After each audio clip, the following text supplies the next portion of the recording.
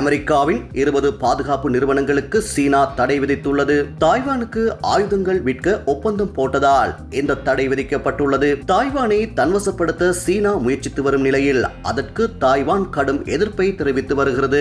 இது தொடர்பாக இரு நாடுகளுக்கும் இடையே நீண்ட காலமாக பிரச்சினை நீடித்து வருகிறது.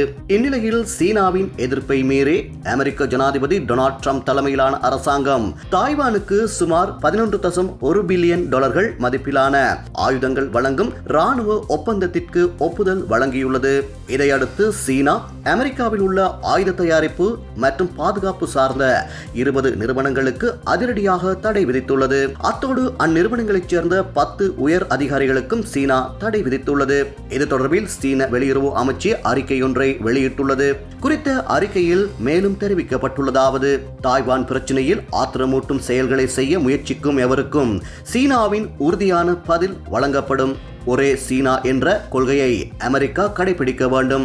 தாய்வானுக்கு ஆயுதம் வழங்கும் ஆபத்தான நடவடிக்கைகளை நிறுத்த வேண்டும் என குறிப்பிடப்பட்டுள்ளது. தற்போது தடை செய்யப்பட்டுள்ள 20 நிறுவனங்களில் பெரும்பாலானவை சீனாவுடன் வர்த்தகம் செய்யவில்லை.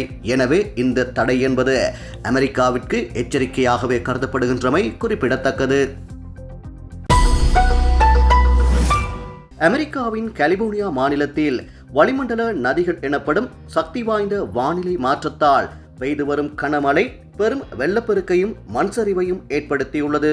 கிறிஸ்துமஸ் தினமான நேற்று முன்தினம் வரை இந்த இயற்கை சீற்றத்தில் சிக்கி 3 உயிரிழந்துள்ளதாக உள்ளூர் அதிகாரிகள் உறுதிப்படுத்தியுள்ளனர். இந்த கனமழையினால் லாஸ் ஏஞ்சல்ஸ் கவுண்டியின் சில பகுதிகளில் சுமார் 300 மில்லிமீட்டர் மழை வீழ்ச்சி பதிவாகியுள்ளது. இதனால் வீதி அணுகள் துண்டிக்கப்பட்டு சுமார் 1 லட்சத்துக்கும் மேற்பட்ட வீடுகள் மின்சாரமின்றி இருளில் மூழ்கியுள்ளன. லாஸ் ஏஞ்சல்ஸ், சான் பெர்னாண்டினோ மற்றும் சான் டியாகோ உள்ளிட்ட தெற்கு கலிபோர்னியா மாவட்டங்களில் கலிபோர்னியா ஆளுநர் கவின் நியூசம் அவசர நிலையை அறிவித்துள்ளார்.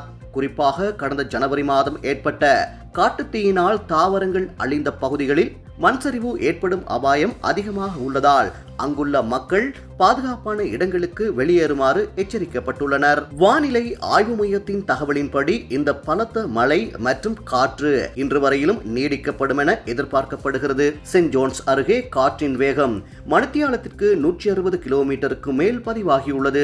விடுமுறை காலப்பகுதிகளில் மக்கள் மிகவும் கவனமாக இருக்க வேண்டும் என்றும் தேவையற்ற பயணங்களை தவிர்க்க வேண்டும் என்றும் Los Angeles mayor Karen Bass கேட்டுக் கொண்டுள்ளார். மீட்பு படையினர் தொடர்ந்து வெள்ளத்தில் சிக்கியவர்களை மீட்கும் பணியில் ஈடுபட்டு வருவதாகவும் அமெரிக்க ஊடகங்கள் தகவல் பகிர்ந்துள்ளன.